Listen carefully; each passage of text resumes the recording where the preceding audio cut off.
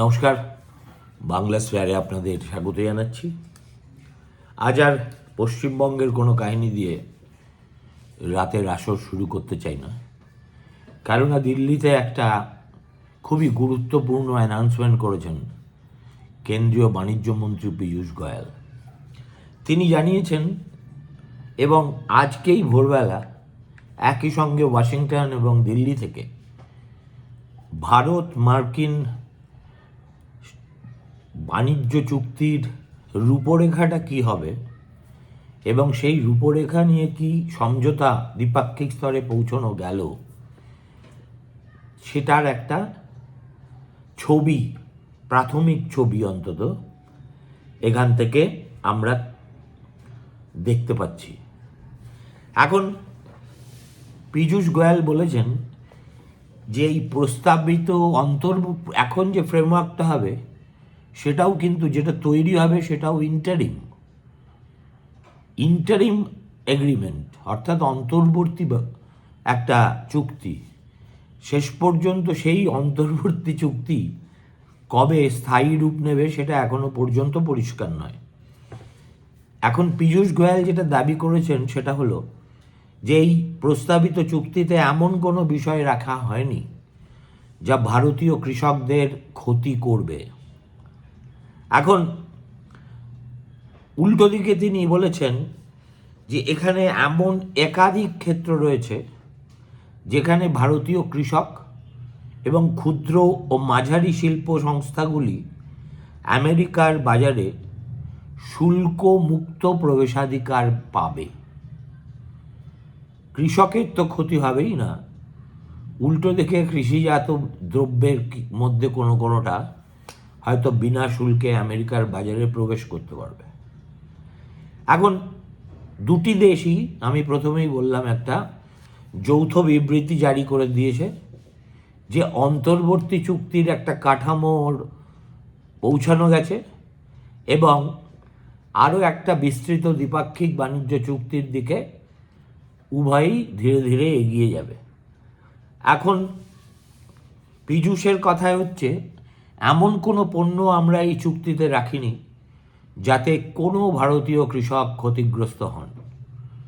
সমস্ত সংবেদনশীল পণ্য বা স্পর্শকাতর পণ্য চুক্তির বাইরে রাখা হয়েছে। এই যে জেনেটিক্যালি মডিফাইড পণ্য এর ফলে ভারতে প্রবেশ করবে এমন কোনো আশঙ্কার কারণ নেই। আমেরিকাকে যেসব নিষিদ্ধ এলাকায় এতদিন ঢুকতে দেওয়া হয়নি, এই চুক্তিতেও সেখানে ঢুকতে দেওয়ার কোনো প্রশ্ন ওঠে না। সেগুলো কি? মাংস, পোলট্রি, দুগ্ধজাত পণ্য, সয়াবিন, ভুট্টা, চাল, গম, চিনি, মিলেট, ফল যেমন আপেল, স্ট্রবেরি, চেরি, সাইট্রাস ফল, সবুজ মটর, কাবুলি চানা, মুগ, তৈলবীজ, ইথানল এবং তামাক। অর্থাৎ এই ক্ষেত্রগুলোকে ইন্ডিয়ান গভর্নমেন্ট যেভাবে প্রোটেক্ট করে আসছে এতদিন ধরে, এখনও সেটাই করবে। এর ভারত কিভাবে উপকৃত হবে? পীযূষ গোয়েল যে বর্ণনা দিয়েছেন তাতে তিনি বলছেন যে বেশ কয়েকটি ক্ষেত্রে আমাদের শুল্ক হ্রাসের সুবিধা মিলবে। কোন কোন ক্ষেত্রে? আপেল, ডিস্টিলার্স ড্রাইড গেইনস উইথ সলিউবলস, যেটাকে ইংরেজিতে বলে DDGS, ওয়াইন ও মদ, ন্যূনতম আমদানি মূল্যের শর্তে, পেস্তা, আখরোট, কাঠবাদাম, কিছু কিছু শিল্প উৎপাদনের কাঁচামাল, ক্যান্সার চিকিৎসা, হৃদরোগ চিকিৎসা, স্নায়ুরোগের চিকিৎসার বহু ওষুধ, কিছু প্রসাধনী সামগ্রী, জৈব ও অজৈব রাসায়নিক, কম্পিউটার সংক্রান্ত একাধিক পণ্য এবং বিভিন্ন চিকিৎসা সরঞ্জাম, এগুলো সুলভে আমেরিকা থেকে আমরা পেতে পারি। কেননা তিনি এটাকে একটা ভারতের বিরাট জয় হিসেবে দেখিয়েছেন। কেননা আমাদের প্রয়োজনীয় যেসব বিভিন্ন ICT পণ্য সরবরাহ করার ব্যাপার আছে, তাতে আমেরিকা সম্মত হয়েছে। এখন কৃষকের ক্ষতি হবে না এই শব্দটা আজকের এই প্রেস কনফারেন্সে সবচেয়ে বেশি রাজনৈতিকভাবে গুরুত্বপূর্ণ। এখন কেননা ভারতের কাছে এটা শুধু একটা অর্থনৈতিক প্রশ্ন নয়, এটা রাজনৈতিকভাবে বিস্ফোরক, সামাজিকভাবে সংবেদনশীল এবং সাম্প্রতিক কৃষক আন্দোলনের পরিপ্রেক্ষিতে কেন্দ্রীয় সরকার এই বিষয়ে বিশেষভাবে সতর্ক। আমেরিকা সাধারণত বাণিজ্য আলোচনায় বা শুল্ক আলোচনায় সর্বদা কৃষি পণ্যে শুল্ক ছাড়, জেনেটিক্যালি মডিফাইড শস্য, দুগ্ধ ও মাংসজাত পণ্যের ভারতের বাজারে প্রবেশের কথা বলে। এখন এই সব কটি ক্ষেত্রকে একযোগে চুক্তির বাইরে রাখার অর্থ হলো ভারত এই অন্তর্বর্তী চুক্তিকে সম্পূর্ণ কৃষি মুক্ত করে রেখেছে। কেন এত লম্বা নিষিদ্ধ পণ্যের তালিকা? যেমন আমি এক্ষুনি বললাম, মাংস, দুধ, সয়াবিন, ভুট্টা, চাল ইত্যাদি। কেননা এগুলোও একটা অর্থনৈতিক তালিকা নয় ভারতের ক্ষেত্রে, এটা একটা রাজনৈতিক বার্তা। এই বার্তাটা আসলে তিনটে স্তরে কাজ করে। ঘরোয়া রাজনীতি, সরকার যেটা বলবে যে আমরা আমেরিকার সঙ্গে চুক্তি করেছি কিন্তু কৃষকদের স্বার্থ জলাঞ্জলি দিয়ে নয়।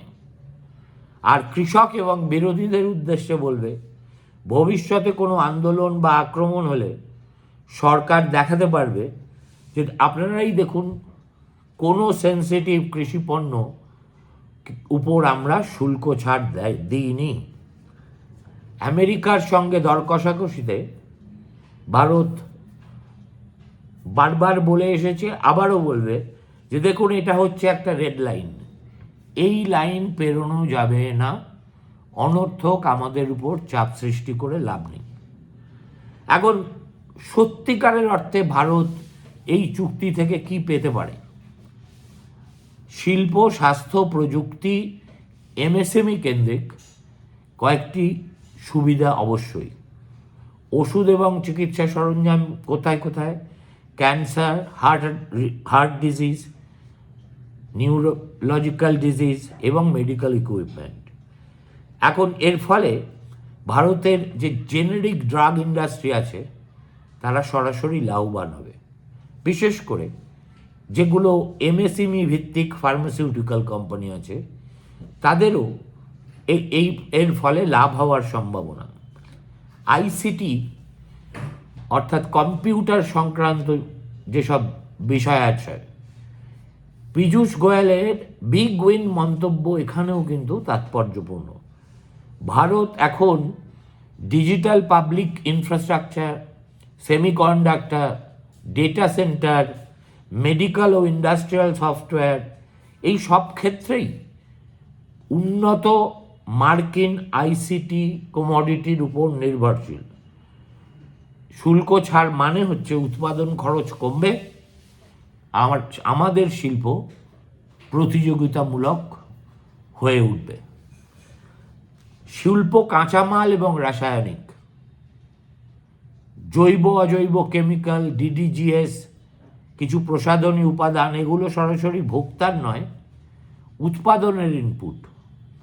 অর্থাৎ এটা সেদিক থেকে দেখতে গেলে উৎপাদন সহায়তা বৃদ্ধি সূচনা করলেও করতে পারে।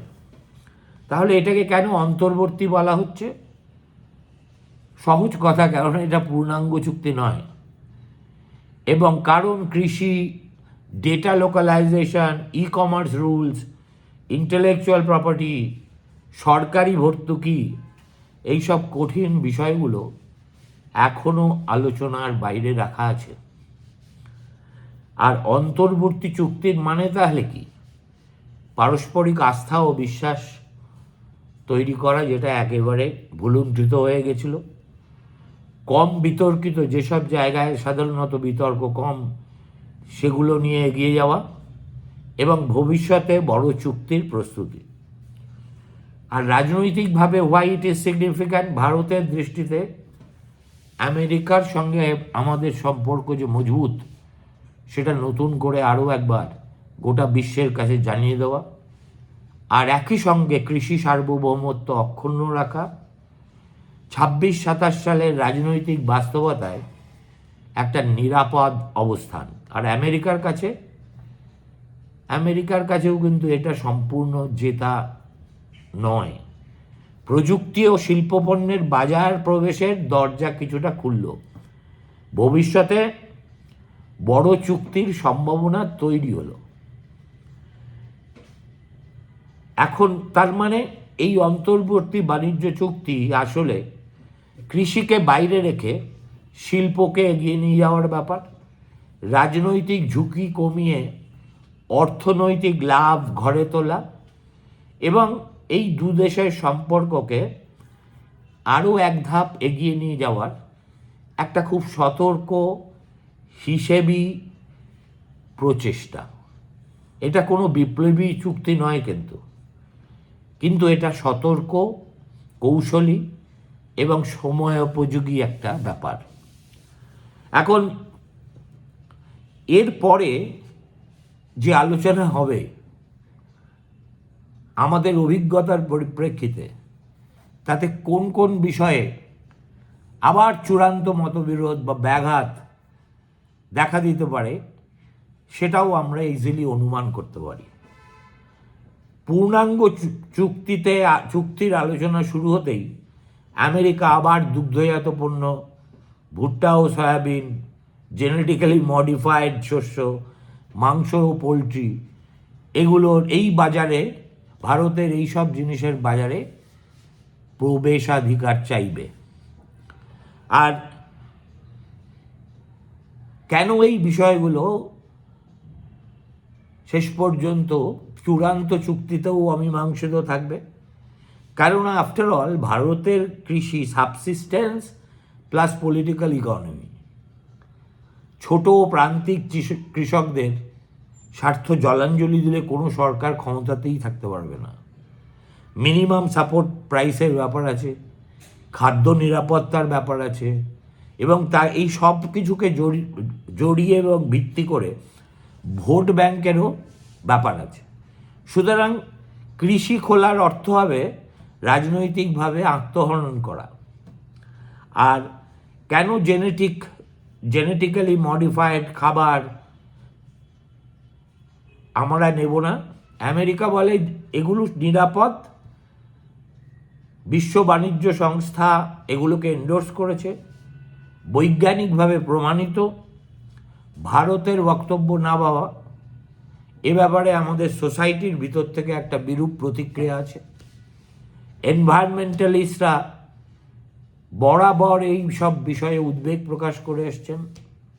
আর একবার যদি ছেড়ে দেওয়া হয়, তাহলে ভারতের কৃষিক্ষেত্রে এই সব জাইগ্যান্টিক মাল্টিন্যাশনালরা আমাদের কৃষকের উপরে একদম নীলকর চাষিদের মতো করে ছড়ি ঘোরাতে শুরু করবে। সুতরাং ভারতের কাছে এটা কেবল বাণিজ্যের প্রশ্ন নয়, একটা সার্বভৌম খাদ্য নীতির ব্যাপার। আর আমার আশঙ্কা যে এখানে সমাধান না হলে কিন্তু ওই চূড়ান্ত চুক্তি আটকেও যেতে পারে। ডেটা লোকালাইজেশন এবং ডিজিটাল সার্বভৌমত্ব। ভারত চায় দেশের নাগরিকের ডেটা আমাদের দেশেই থাকুক এবং তার উপরে আমাদের রাষ্ট্রের নিয়ন্ত্রণ বজায় থাকুক। আর আমেরিকা চায় free cross border data flow. আর যারা বিগ টেক, তাদের কোনো রকম বাধাহীন অপারেশন, এটাও কিন্তু সংঘর্ষ সৃষ্টির একটা অন্যতম ক্ষেত্র হয়ে উঠবেই। ডিজিটাল আইন, জাতীয় নিরাপত্তা, প্রাইভেসি বনাম বাজার, এটা হচ্ছে, যদি আমাকে বলেন, 21 শতকের সবচেয়ে কঠিন বাণিজ্য ইস্যু। ই কমার্স ও এফডিআই,